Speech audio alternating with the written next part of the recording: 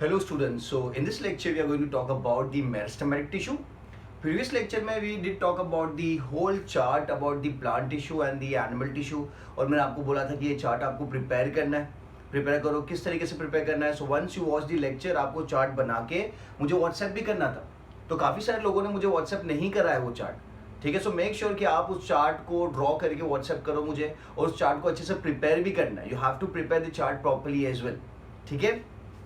So today we are going to talk in details about the meristematic tissue. पता है meristematic tissue plant tissue में आता था. दो कैटेगरी थी टिश्यूज की, meristematic tissue and the permanent tissue. So I am talking about the meristematic tissue today. ठीक है. So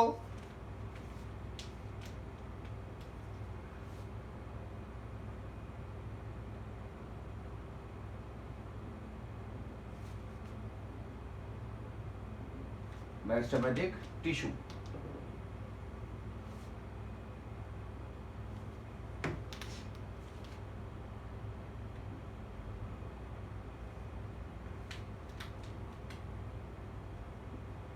ठीक है. So the growth of the plant occurs at certain region. Plant में जो ग्रोथ होती है ना वो एक सर्टेन रीजन्स पे होती है. पूरे प्लांट में सब जगह ग्रोथ नहीं होती. That is growth at certain regions in the plant. Growth in plant occurs at certain region. ठीक है.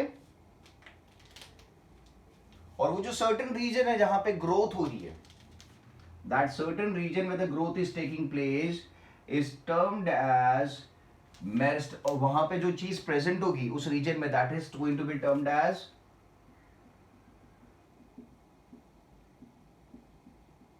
meristematic tissue. उस रीजन को क्या कहा जाएगा, उस टिश्यू को क्या कहा जाएगा, that is termed as meristematic tissue. या फिर we can also term it as growth tissue. We can also term it as growth tissue. तो आपको ये याद रखना है कि यार growth in plant occurs at certain region, और वो जो सर्टेन रीजन और जो पर्टिकुलर जगह जहां पे ग्रोथ हो रही है उस जगह पे जो टिश्यू प्रेजेंट है that is termed as the meristematic tissue. ठीक है. ठीक है. या फिर we can also term it as the growth tissue. तो अगर मैं वो सर्टेन जगह को स्पेसिफाई करूं कि कौन सी जगह है, so those places are which contains meristematic tissue और the growth tissue are root tip and shoot tip. Root tip and shoot tip. ठीक है. Is it clear? So where is the meristematic tissue present? Meristematic tissue कौन सा tissue होता है जो क्या करता है, it keeps on dividing. Okay, इसका मेन पर्पस क्या है? The main purpose of the meristematic tissue is to increase number of cell through cell division. And why is it increasing the number of the cell? That is because of the growth. Growth करने के लिए, plant में growth दिखाने के लिए क्या हो रहा है, ये टिश्यू जो है क्या कर रहा है, सेल का नंबर बढ़ाते जा रहा है, इंक्रीज करता जा रहा है. ठीक है. And that is going to be in certain regions, and those certain regions are root tip and shoot tip. क्या बोलेंगे, root tip and shoot tip. ठीक है. नाउ ग्रोथ की अगर मैं बात करता हूं तो प्लांट में दो टाइप की ग्रोथ देखने को मिलती है. प्लांट्स में दो टाइप की ग्रोथ देखने को मिलती है.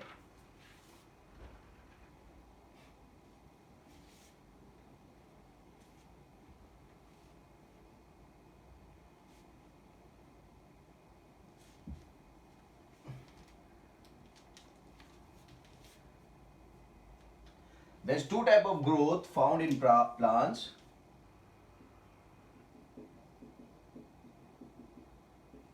One is the primary growth. One is the primary growth, and second is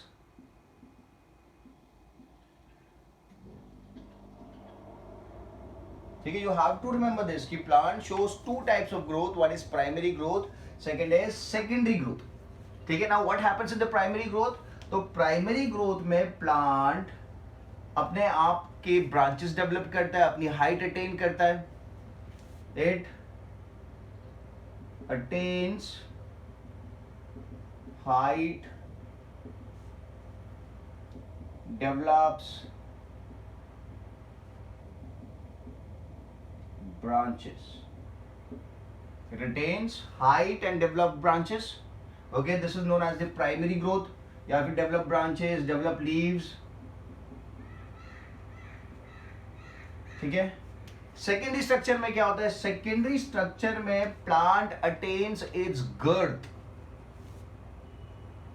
attains या फिर you can also put it as achieves, attains its girth. Girth का मतलब होता है विद.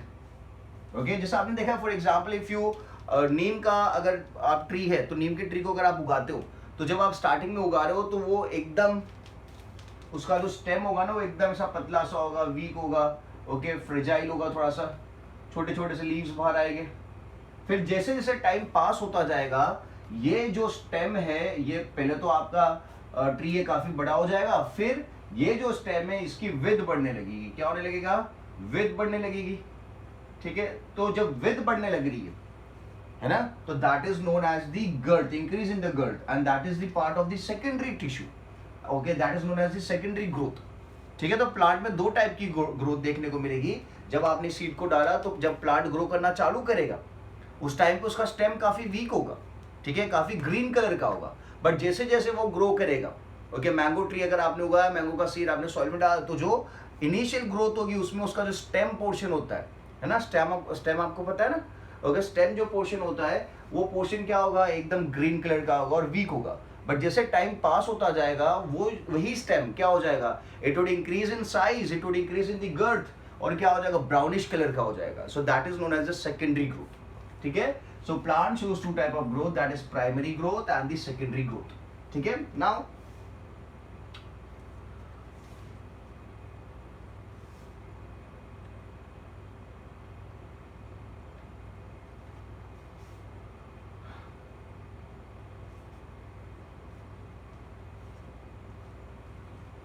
नाउ मेरिस्टेमेटिक सेल्स जो है वो आगे जाके डिफरेंशिएट हो जाते हैं और they make the permanent tissues. Okay, तो let's consider this is a cell. ये एक मेरिस्टेमेटिक सेल है. ठीक है, ये मेरिस्टेमेटिक सेल क्या करता है? डिवीजन करता है, अपना नंबर बढ़ाता है. तो एक से कितने सेल बनेंगे? एक से बनेंगे 2 सेल. ठीक है, ब्लू वाला मेरिस्टेमेटिक है. ठीक है, अभी जो 2 सेल बने उसमें से एक रहेगा मेरिस्टेमेटिक सेल, मेरिस्टेमेटिक टिश्यू रहेगा, और दूसरा किस में कन्वर्ट हो जाएगा? It would convert into a permanent tissue. It would convert into a permanent tissue. उसी तरीके से फिर से इसका डिवीजन होगा. एक से कितने बनेंगे?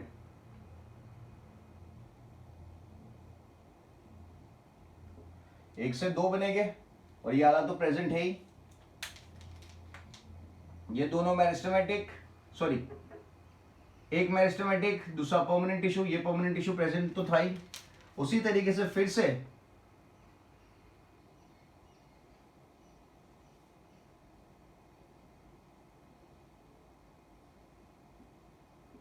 डिवीजन होगा मेरिस्टेमेटिक टिश्यू का. 1 से 2, तो ये एक मेरिस्टेमेटिक रहेगा, बाकी का क्या बनता जाएगा? परमानेंट बन जाएगा. ठीक है, तो जैसे जैसे डिवीजन होता जाएगा तो मेरिस्टेमेटिक टिश्यू जो है वो मेरिस्टेमेटिक सेल्स तो बनाएगा, बट उसी के साथ it would also lead to the formation of permanent tissue. ठीक है, समझ में आ गया? मतलब ये एक मेरिस्टेमेटिक टिश्यू डिवाइड होकर 2 सेल बनाया उसने, तो एक क्या बनेगा? परमानेंट बनेगा, दूसरा क्या बनेगा? मेरिस्टेमेटिक बनेगा. ठीक है, फिर ये प्रोसेस चलता जाएगा, तो इससे क्या होगा? मेरिस्टेमेटिक टिश्यू भी प्लांट के अंदर रहेगा और परमानेंट टिश्यू का भी फॉर्मेशन होता रहेगा. क्लियर है? सो मेरिस्टेमेटिक टिश्यू से परमानेंट टिश्यू बनता है. That process is known as differentiation. That process is known as differentiation. याद है ना, प्रीवियस लेक्चर में बात करी थी. मेरिस्टेमेटिक टिश्यू से जो परमानेंट टिश्यू बनेगा, that process is known as differentiation. ठीक है, क्लियर है? तो आपको पता चल गया कि मेरिस्टेमेटिक टिश्यू जब डिवाइड करेगा तो 2 सेल्स बनेंगे, उसमें से एक मेरिस्टेमेटिक ही रहेगा, दूसरा क्या बन जाएगा, डिफरेंशिएट होकर परमानेंट बन जाएगा। फिर से मेरिस्टेमेटिक टिश्यू डिवाइड करेगा तो एक क्या बनेगा, मेरिस्टेमेटिक बनेगा, दूसरा क्या बनेगा, परमानेंट, डिफरेंशिएशन होकर परमानेंट बन जाएगा। तो इस तरीके से परमानेंट टिश्यू भी बनता रहेगा और मेरिस्टेमेटिक टिश्यू भी बनता रहेगा। ठीक है, क्लियर है? So now what are the characteristics of the meristematic tissue और द मेरिस्टेमेटिक सेल?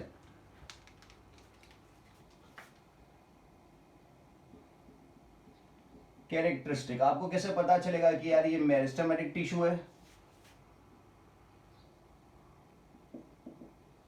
या कोई दूसरा टिश्यू है? तो एक बात आपको याद रखनी है, where do you find them? तो you will find them at the tip of the root and tip of the shoot, present at tip of root and shoot. Shoot is a stem. ठीक है, दूसरी characteristic, they are rapidly dividing cells.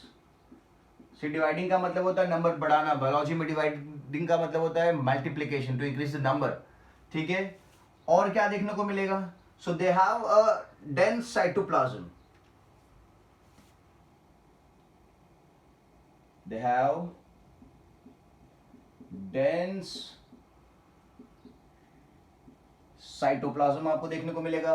And the walls, plant cell में cell wall होती है, आपको पता होना चाहिए, because it's a plant cell.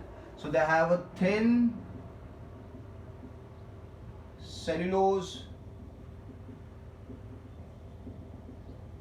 cell wall. They have a thin cellulose cell wall and prominent nuclei or the nucleus. Prominent nuclei or the nucleus. और मैं एक और पॉइंट डाल सकता हूँ which is actually similar to the rapidly dividing cell. Very active cells. ठीक है, so these are the characteristics of the meristematic tissue, that they are present at the tip of the root and the shoot. They are present at the tip of the root and shoot. They are rapidly dividing cell. Biology में rapidly का मतलब, rapid division का मतलब क्या होता है, multiplication, to increase the number, increase cell number। ठीक है, they have a dense cytoplasm, cytoplasm काफी dense होगा। okay, they have thin cellulose cell wall। ठीक है, they have a prominent nuclei and they are very very active cells। ठीक है, एक और चीज मैं यहाँ पे मेंशन करता हूँ कि उनके बीच में, दो सेल्स के बीच में जो जगह होती है, इंटरसेल्युलर स्पेस, वो एब्सेंट होती है। दो सेल के बीच की जो स्पेस होती है ना, let's say this are two cells, adjacent cells. ठीक है, तो यहाँ पे अगर मैं दो सेल्स दिखा रहा हूँ तो मैंने काफी सारी जगह दिखाई है। Okay, so this is intercellular space present, but if I show it like this, तो यहाँ पे स्पेस क्या है, एब्सेंट है। Okay, so this are termed as intercellular spaces absent. ठीक है,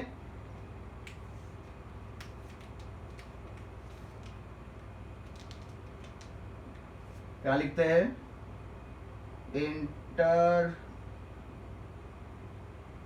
सेल्युलर स्पेस एब्सेंट है, इंटरसेल्युलर स्पेस एब्सेंट है। और यहाँ पे जो वैक्यूल, प्लांट सेल में एक स्ट्रक्चर होता है, आपको पता है, जो क्या करता है, प्लांट का मैक्सिमम, प्लांट सेल का मैक्सिमम रीजन कवर करता है, that structure is known as the vacuole. तो जो मेरिस्टेमेटिक सेल्स है उनके अंदर वैक्यूल्स एब्सेंट होता है। क्या एब्सेंट होता है, वैक्यूल्स एब्सेंट होता है। ठीक है, सो ये अपना एक बेसिक चीज हो गई, कैरेक्टरिस्टिक ऑफ मेरिस्टेमेटिक टिश्यू, जो आपको याद होनी ही चाहिए। ठीक है, डेंस साइटोप्लाज्म है, थिन सेलुलोज सेल वॉल है, प्रोमिनेंट न्यूक्लियाई है, very active cells, and intercellular space is absent and vacuoles are absent as well. ठीक है, ठीक है, मेरिस्टेमेटिक टिश्यू ही क्या बनाता है, मैं फिर से बोलता हूं आपको, मेरिस्टेमेटिक टिश्यू ही परमानेंट टिश्यू बनाता है, अपन ने देख लिया किस तरीके से बनाता है, डिफरेंशिएट होके, क्या करके, डिफरेंशिएट होके परमानेंट टिश्यू का फॉर्मेशन करेगा। Simple and easy.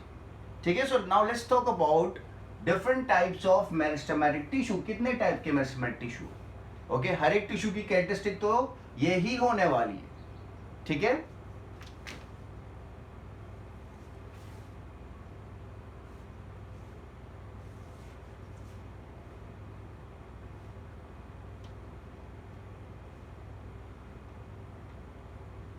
now if I make a stem, let's say this is a stem of a plant, ठीक है, और वहां स्टेम में से there are branches coming out, let's say this is just a representation.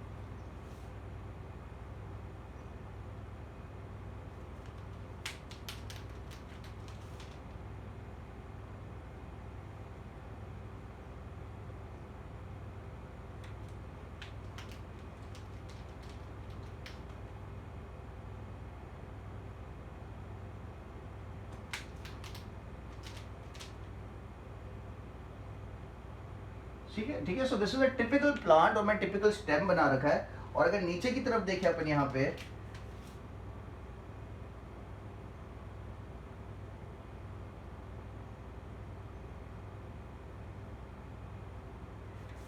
तो इस तरीके से मैं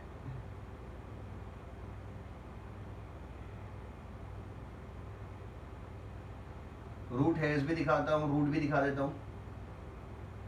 ठीक है, क्लियर है? सो दिस पोर्शन, अगर if you consider this as the soil, ये सॉइल है, तो जो पोर्शन सॉइल के बाहर है that is considered as the stem, और जो पोर्शन सॉइल के अंदर है that is going to be considered as the root. ठीक है, प्लांट का जो पोर्शन सॉइल के अंदर है that is the root, plant का जो पोर्शन सॉइल के बाहर है that is the stem.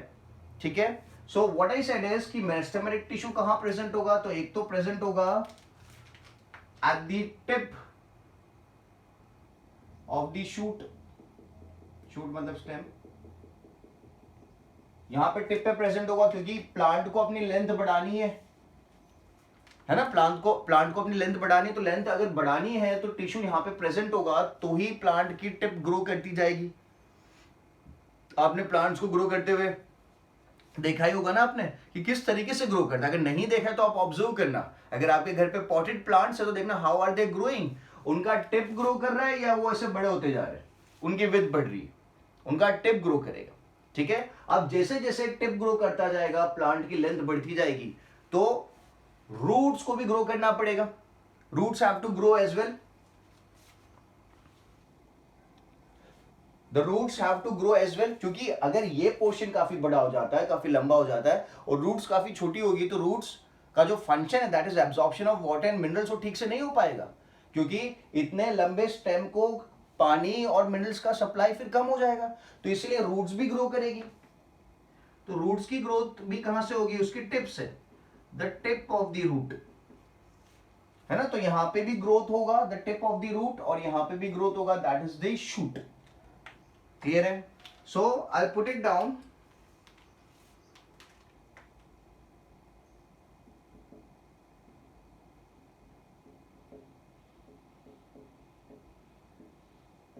Apical meristem. ठीक है, तो एपिकल मेरिस्टम कहां पे प्रेजेंट है? So they are present at the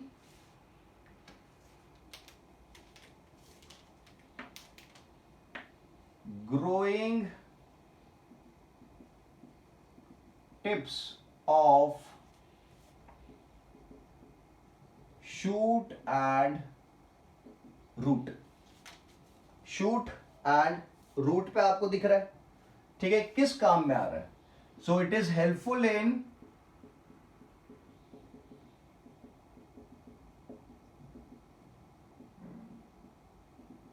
in increasing the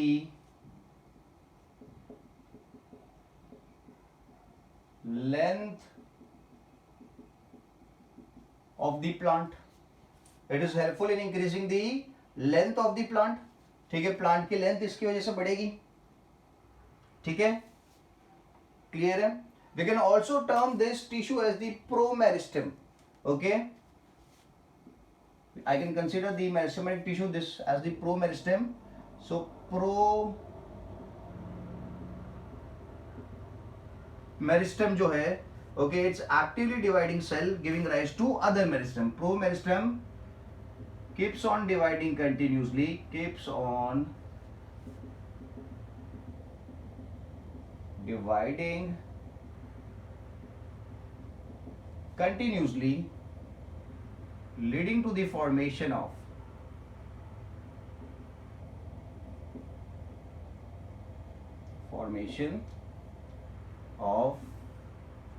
new meristematic tissue. ठीक है, so this meristematic tissue can also be termed as a promeristem because it keeps on dividing continuously, leading to the formation of new meristematic tissue. ठीक है, समझ में आ रहा है. अभी जैसे जैसे ग्रोथ होती जाएगी ना, तो ये टिप तो बड़ी होती जाएगी, थोड़ा बहुत मेरिस्टेमेटिक टिश्यू जो रह जाता है, which is left, it leads to the formation of axillary birds.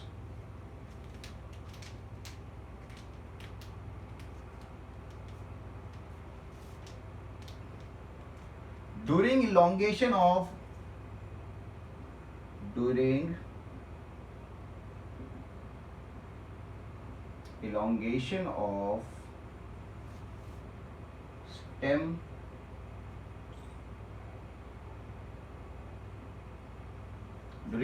of stem tip,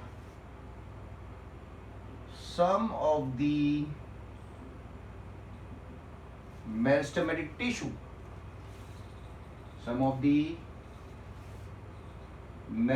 tissue is left behind. Some of the meristematic tissue is left behind, which leads to the formation of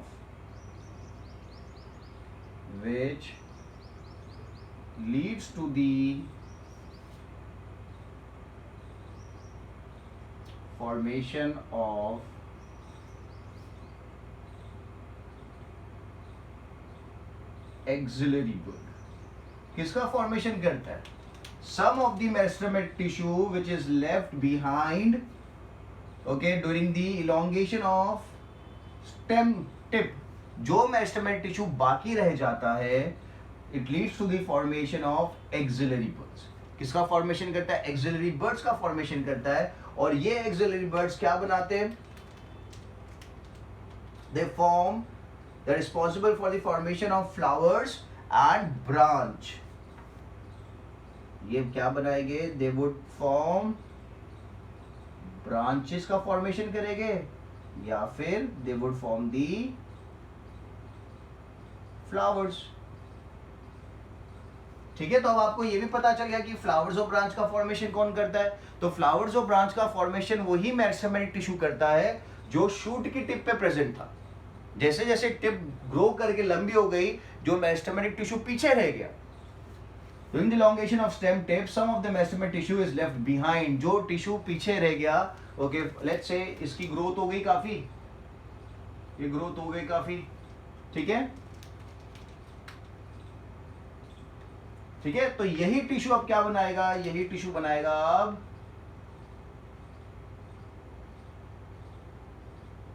leaves बनाएगा, या फिर branches का formation कर सकता है. Okay, it leads to the formation of branch and flowers. ठीक है, branch बन जाएगी या फ्लावर बन जाएगा. I hope this is clear. Axillary bud का क्या काम है? एक्सिलरी बर्ड कौन बना रहा है? एपिकल मेरिस्टेम ही बना रहा है.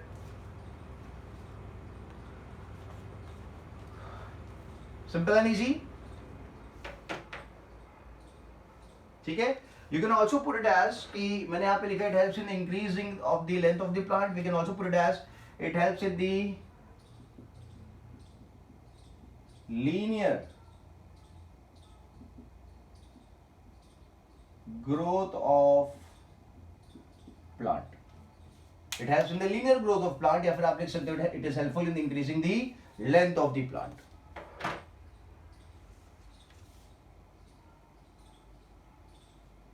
ओके, नाउ दूसरा meristematic tissue,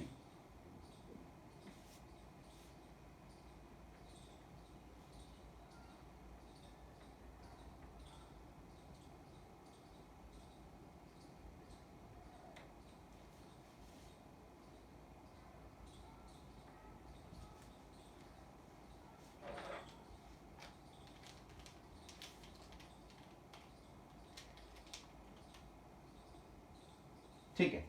So the second meristematic tissue we'll talk about is the intercalary meristem. Which one? Intercalary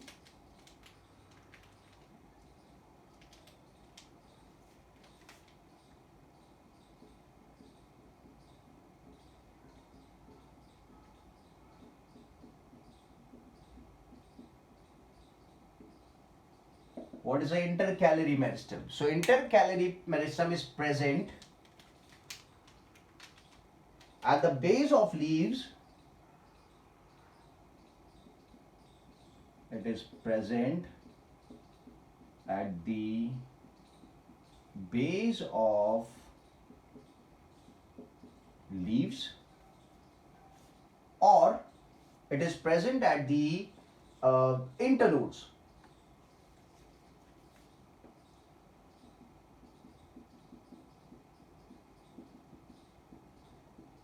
और दी इंटरनोड्स. ठीक है ना. क्वेश्चन आएगा कि इंटरनोड्स क्या है.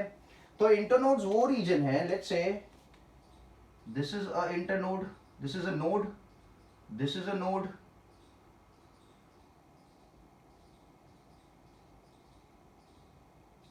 ठीक है. सो जो मैंने ब्लू कलर का पोर्शन दिखा रखा है ये नोड है, ठीक है, ये नोड है. तो जो जगह बीच में प्रेजेंट है दो नोड्स के बीच में, जैसे कि this is this place, so this is known as internode. इसे क्या कहा जाएगा? This is going to be known as internode. The region between the two nodes is known as internodes. तो इंटरकैलरी मेरिस्टम कहां पे प्रेजेंट है? तो it is present at the base of the leaves.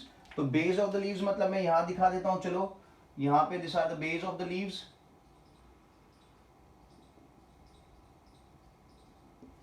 और द इंटरनोड्स. ठीक है, और the internodes मतलब मैं यहां दिखा देता हूं. फिर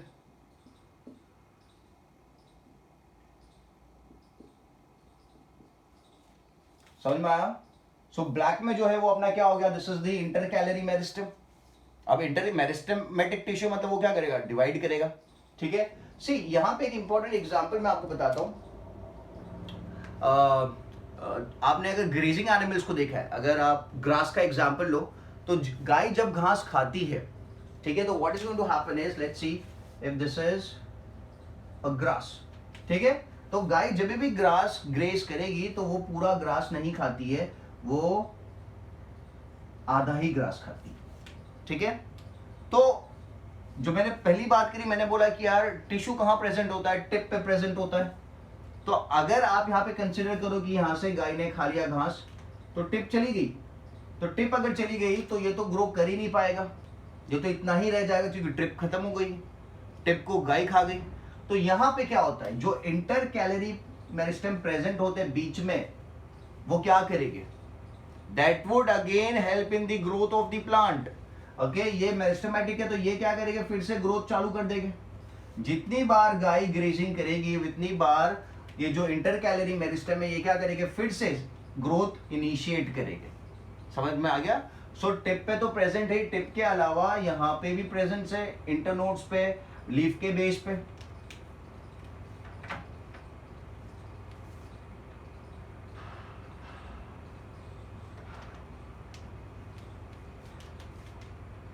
okay, helps in longitudinal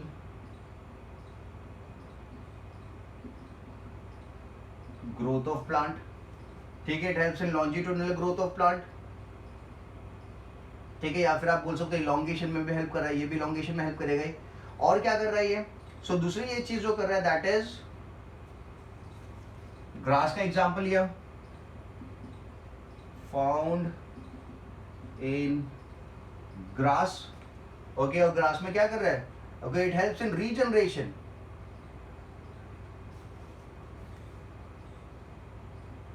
And regenerate part which are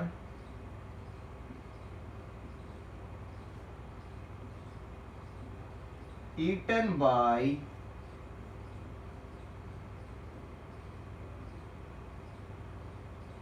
grazing animals.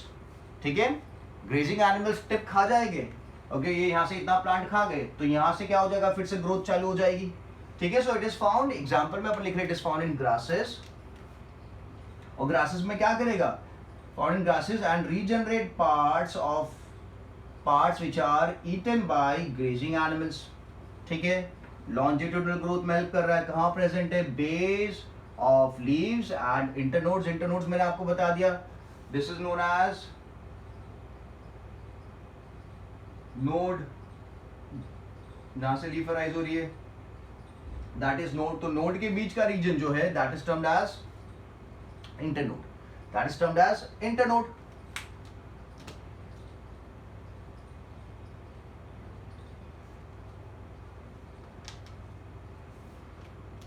एक और आप बात यहां पे लिख सकते हो कि ये बीच में लोकेटेड है ना यहाँ पे, तो इसके आजू बाजू कौन सा टिश्यू होगा? इसके आजू बाजू वो टिश्यू है जो ऑलरेडी डिफरेंशिएटेड है. तो लोकेशन में आप ये भी लिख सकते हो, it is present between the permanent tissue. It is present, ये पॉइंट भी इंपॉर्टेंट है, between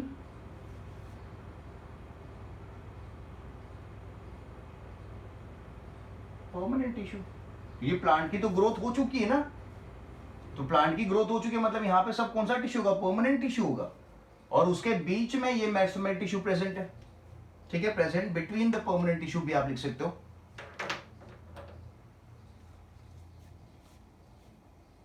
okay,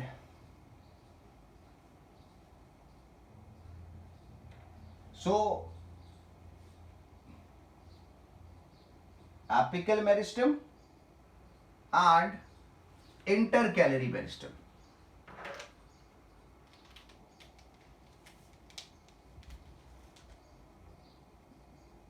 I'm sorry, apical meristem and intercalary meristem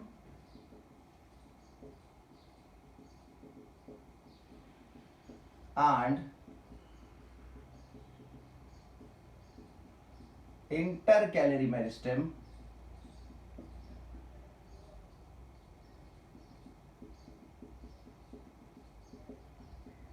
are termed as primary meristem. They are termed as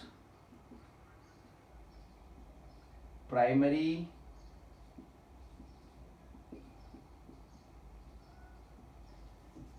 meristem. Apical meristem and intercalary meristem are termed as primary meristem because they are found during the primary growth of the plant. क्योंकि इनका presence आपको कब दिखेगा? when the plant is undergoing the primary growth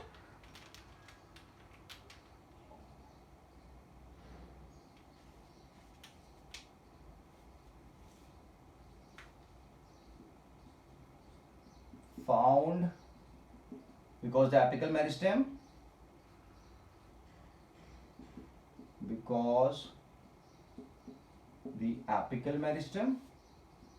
and intercalary meristem are found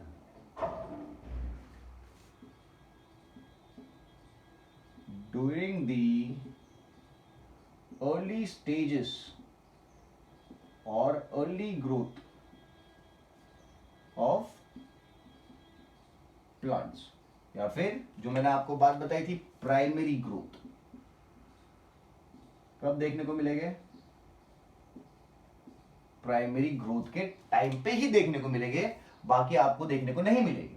That is the reason apical meristem and intercalary meristem can be termed as the primary meristems because AM and IM are found during the early stages of growth, that is the primary growth of the plant. ठीक है?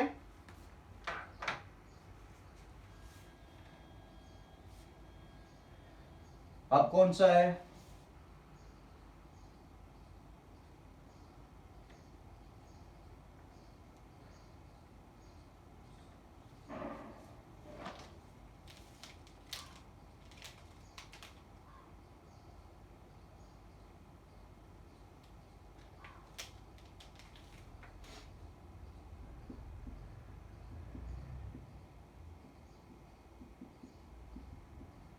ठीक है, अब कौन सा है? So now comes the inter calorie meristem, I am sorry, lateral meristem आएगा।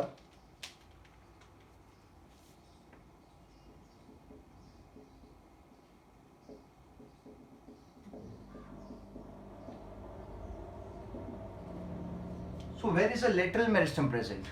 The lateral meristem is present at the sides of stem and roots. Present at the sides of, or to be more specific, I'll put it as they're found at the lateral sides of root and stem. They're found at the lateral sides of the root and the stem. क्या काम करेगा? मैंने आपको बताया था secondary growth में participate करता है, तो गर्थ बढ़ाने का काम करेगा, इसकी चौड़ाई बढ़ाने का काम करेगा। ठीक है,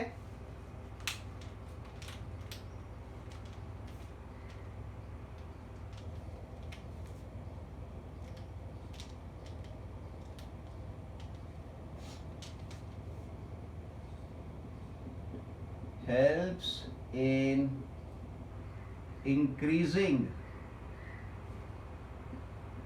width या फिर girth of mature roots and mature shoot। ठीक है, मैच्योर मतलब सेकेंडरी ग्रोथ की बात हो रही है। ठीक है, मैं यहां पे लिख सकता हूं lateral meristem participates in which growth? In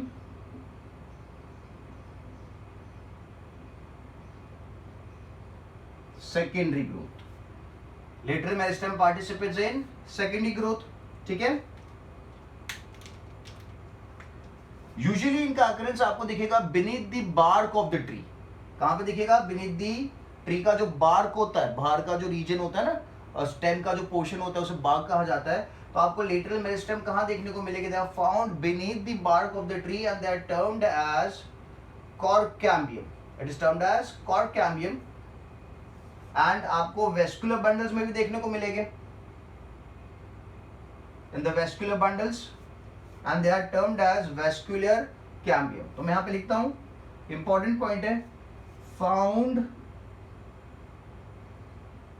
beneath the bark of the stem, found beneath the bark of the stem and are known as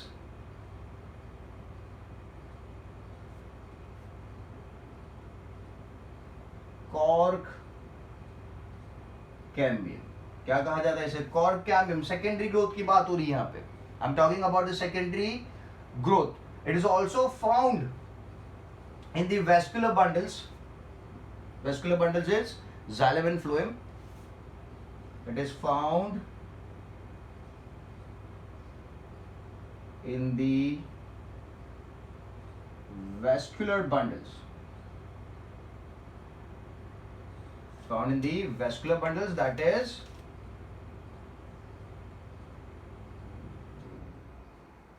xylem and phloem।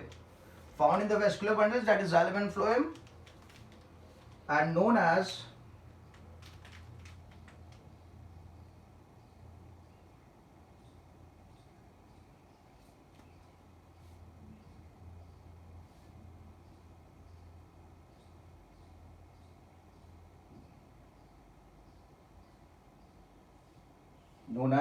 vascular cambium।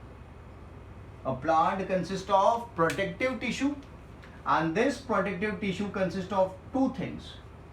One is epidermis, another is the cork. Epidermis and the cork. ठीक है? So water is very important for the plant. तो water का अगर excessive loss हो रहा है तो वो तो प्लांट के लिए क्या होगा? It's going to be very very harmful. So to prevent that condition, plant के पास कौन सी चीज होती है? Plant consist of protective tissue, and this protective tissue consist of what? Epidermis and cork. किससे बना है? एपिडर्मिस से एंड कॉर्क से बना हुआ है. ठीक है. सो द आउटर लेयर, मतलब प्लांट का जो आउटर लेयर है, the outer layer of plant consist of epidermal cells. ठीक है. It consist of the single layer of epidermal cells and it protects the part of the plant, aerial part of the plant. ठीक है. तो मैं यहां पे epidermis के बारे में लिखता हूं.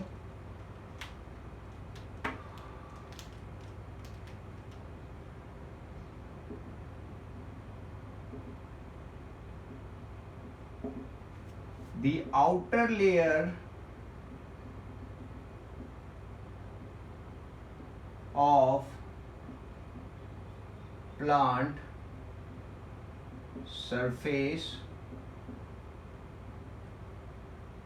consists of single layer of epidermal cells. ठीक है. तो मतलब ये जो प्लांट का आउटर लेयर है, यहाँ पे जो सेल्स प्रेजेंट हो गए, that is termed as epidermal cells. This epidermal cell, they secrete or they produce a waxy substance, okay, which works as a waterproofing material for the plant.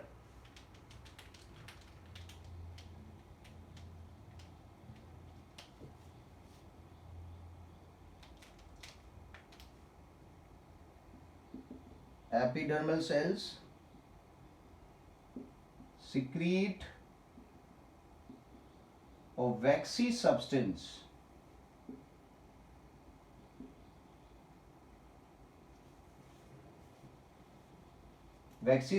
that helps in, which is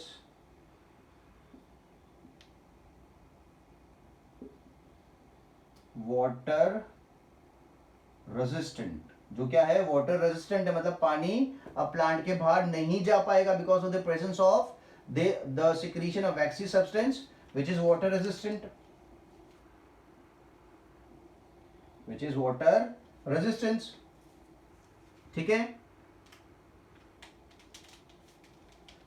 एक और चीज ये करता है, ये जो चीज बनी है ये वाटर रेजिस्टेंट तो है, जिसकी वजह से क्या होगा? No loss of water. ठीक है. पानी का लॉस नहीं होगा. उसी के साथ क्या होगा? Protection against loss of water, या फिर मैकेनिकल सपोर्ट देने का भी काम करेगा. put it as prevents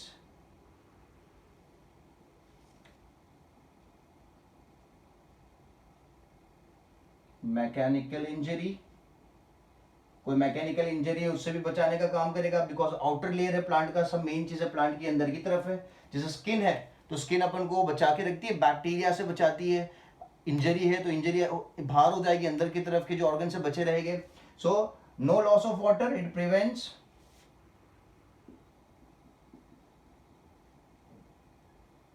prevents loss of water, prevents mechanical injury and prevents, and we can also put it as and invasion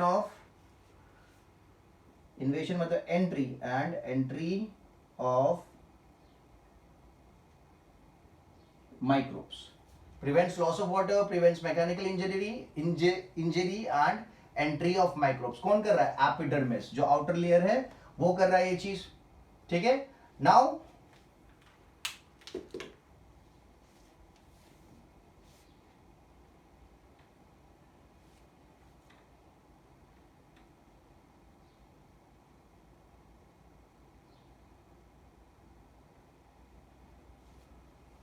Okay. So the epidermal cells are arranged in a continuous manner. There is no intercellular space.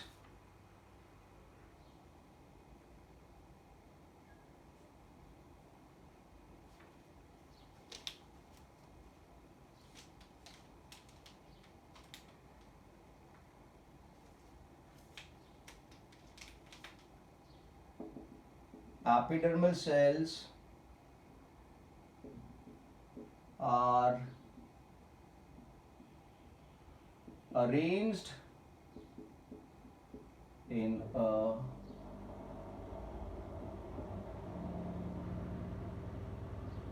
continuous manner without intercellular space. क्योंकि protection का भी काम कर रहा है ना, तो intercellular space आपको देखने को नहीं मिलेगी इनके बीच में. क्लियर है? अब कहीं कहीं पे epidermal cells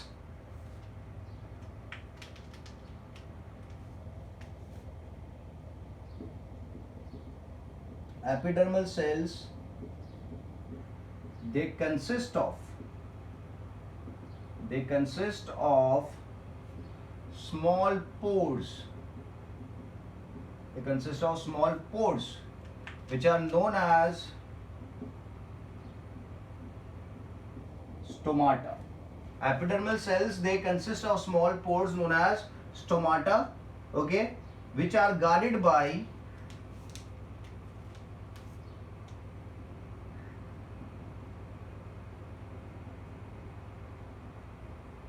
are controlled.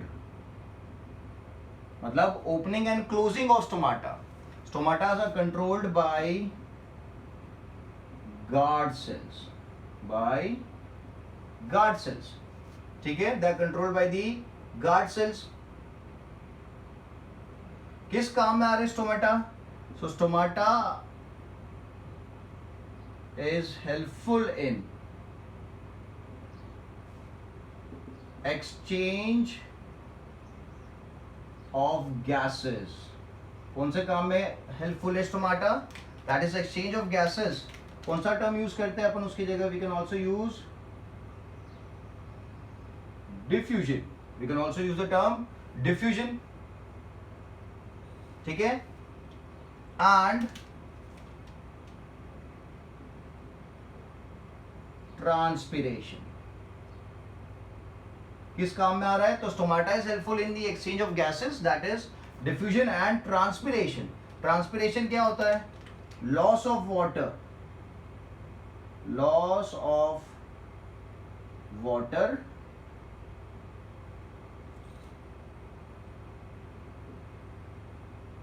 In the form of vapor. That is loss of water vapor. ठीक है?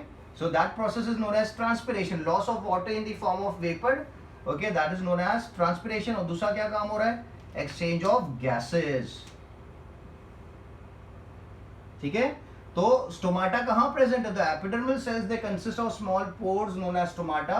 स्टोमाटा की ओपनिंग एंड क्लोजिंग कौन कंट्रोल करेगा? That is going to be controlled by guard sales.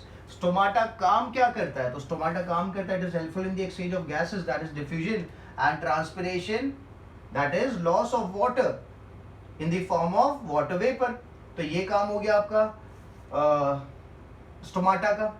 एक और चीज जो एपिडर्मल सेल्स करते हैं in the root, that is formation of root hairs. I have to rub this down. ये जो रूट हेड्स अपन ने दिखाए थे यहाँ पे, this are root hairs. This are root hairs. तो रूट हेड का फॉर्मेशन कौन करता है? तो रूट हेड का फॉर्मेशन भी करते हैं epidermal cells.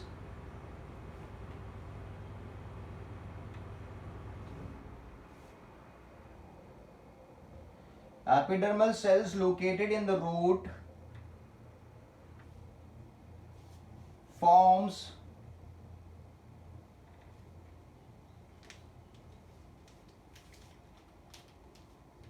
epidermal cells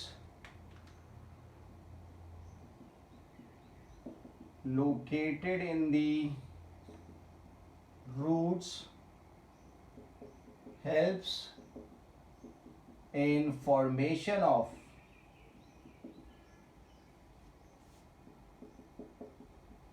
hair like outgrowth, बाल की जैसा आउटग्रोथ आपको देखने को मिलेगा. Epidermal cells located in the roots help in formation of hair like outgrowth known as root hair, known as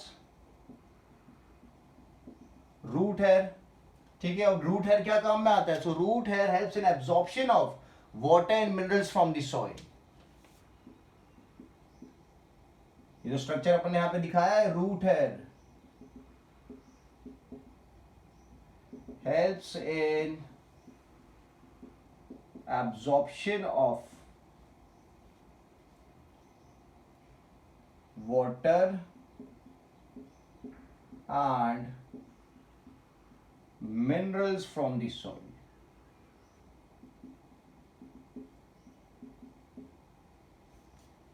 Absorption of water and minerals from the soil, because water and minerals are very important for the plant. तो absorb करने का काम root नहीं कर रही है, root hairs कर रही है. बात दिमाग में डाल लेना, है ना. अपन बोलते हैं कि रूट हेल्प कर रही है, रूट, बट रूट में स्पेसिफिकली आपको क्या लिखना है? Root hairs. Root hairs are helping in the process of absorption of water and minerals. तो रूट क्या कर रही है? तो रूट एक एंकर का काम कर रही है प्लांट को पकड़ के रखने के लिए. जो मेन बॉडी है ना, ये जो मेन बॉडी है, इसको सपोर्ट, स्ट्रेंथ, ओके, एंकरेज देने का काम करेगा रूट. और रूट हेयर्स क्या करेंगे? Root hairs helps in absorption of water and minerals. ठीक है.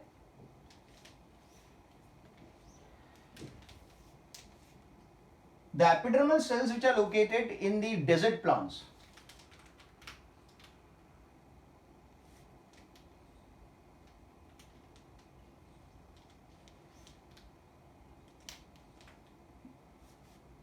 epidermal cells which are present in desert plants. ठीक है, डेजर्ट प्लांट्स जो होते हैं उनका मैं एक नाम लिख देता हूं यहां पे. Desert plants are known as xerophytes.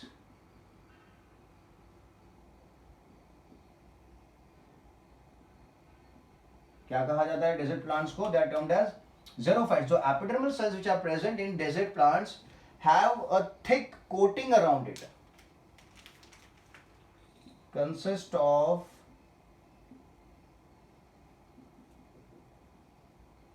thick coating around its surface, and that thick coating is known as cutin.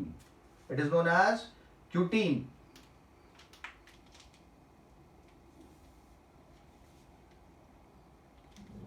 Which are present in desert plants consist of thick coating around its surface known as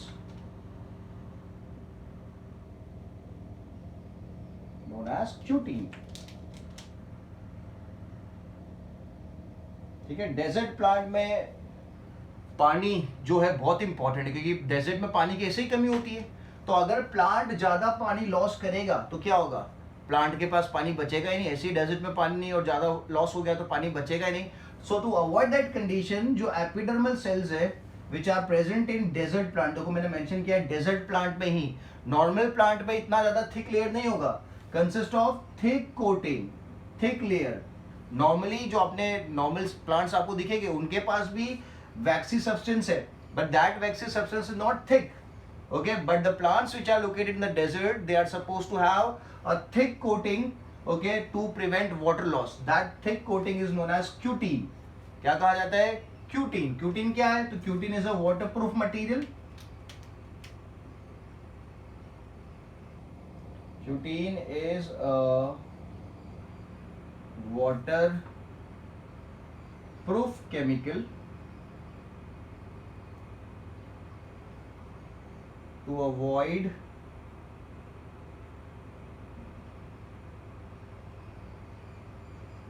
water loss. To avoid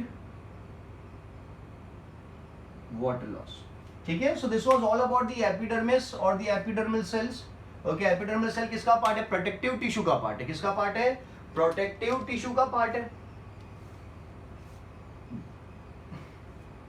दूसरा क्या बताया मैंने, cork.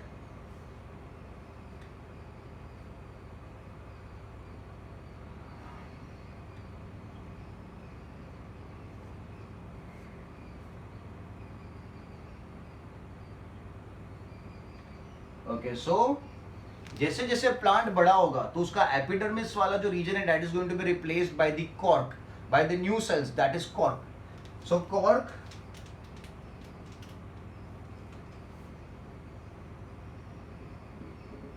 क्या चीज है? Cork is a secondary meristem, is a secondary meristem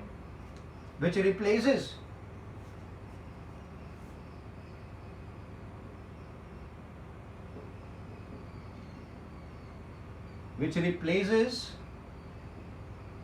the epidermal cells. Okay, which replaces the epidermal cells, मतलब मैं किसकी बात कर रहा हूँ? Talking about the secondary growth. ठीक है, cells of cork are dead. The cells of cork, इसके जो cells है वो क्या है? Dead है। Because dead हो गए तो क्या होगा? प्लांट को एक strength मिल पाएगी, एक support मिल पाएगा। The cells of the cork are dead and are compactly arranged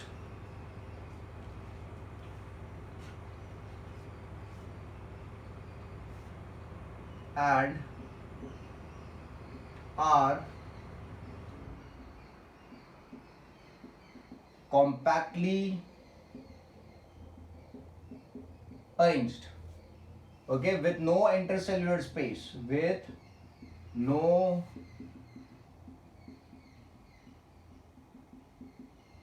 intercellular space। ठीक है, ठीक है। cork forms the bark of the tree, it forms the bark of a tree।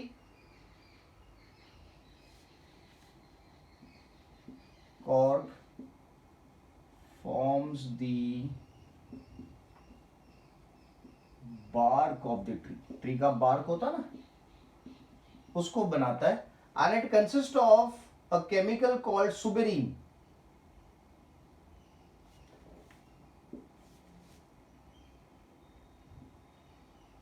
cork consists of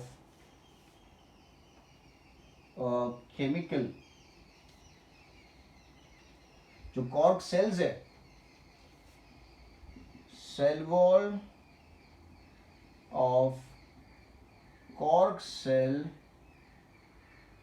cork cell ने क्या बनाया? cork forms the bark of the tree, the cell wall of the cork cell consists of a chemical known as suberin. Chemical को क्या कहा जाता है? सुबेरीन। The chemical is known as सुबेरीन। किस काम में आता है? सुबेरीन makes them impervious, सुबेरीन makes cell wall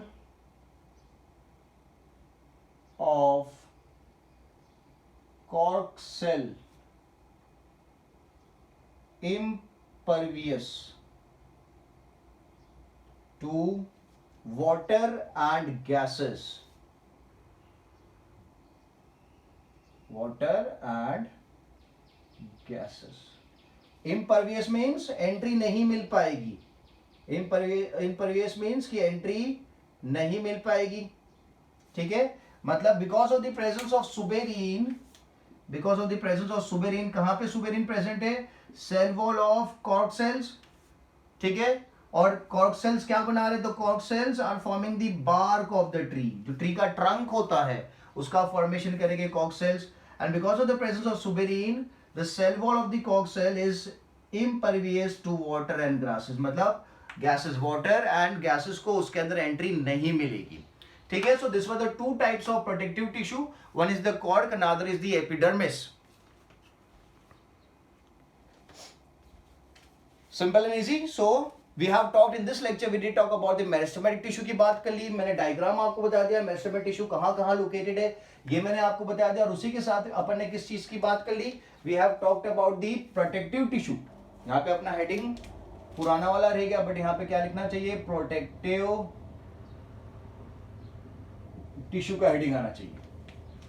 ठीक है, सो जैसे मैंने स्टार्टिंग में आपको बताया, स्टार्टिंग में आपको मैंने बोला कि जो प्रीवियस लेक्चर में मैंने काम दिया था कि आपको चार्ट्स बना के प्लांट टिश्यू के, एनिमल टिश्यू के मुझे भेजने, काफी सारे बच्चों ने भेजे नहीं है, सो मेक श्योर कि आप वो चार्ट्स मुझे फॉरवर्ड कर दो। प्लस ये वीडियो आप जब देखो, लेक्चर जब आप देखो, तो ये जो डायग्राम है जहां पे मैंने अलग अलग चीजें बता रखी है, एपिकल मेरिस्टम बता रखा है, नोड बता रखा है, इंटर नोड बता रखा है, इंटर कैलरी मेरिस्टम बता रखा है, इसका डायग्राम आपको बना के मुझे भेजना है। आपको नोट्स तो बनानी है, जो भी बातें मैंने लिखी है बोर्ड पे वो तो आपको लिखनी ही है आपकी नोट्स में, उसका फोटोग्राफ तो मुझे भेजना ही है। अपार्ट फ्रॉम दिस आपको इस डायग्राम का भी फोटोग्राफ बना के मुझे भेजना है। ठीक है, so I will keep this much for the lecture. आपको कोई भी डाउट हो तो आप मुझे व्हाट्सएप कर सकते हो, मैं आपका डाउट व्हाट्सएप पे सॉल्व करा दूंगा। ठीक है, so I will keep this much for the lecture. The next lecture will move ahead and talk about the permanent tissues. Permanent tissues बाकी है ना, अभी तो खाली मेरिस्टेमेटिक टिश्यू हुआ है। ठीक है, चलो बाय बाय।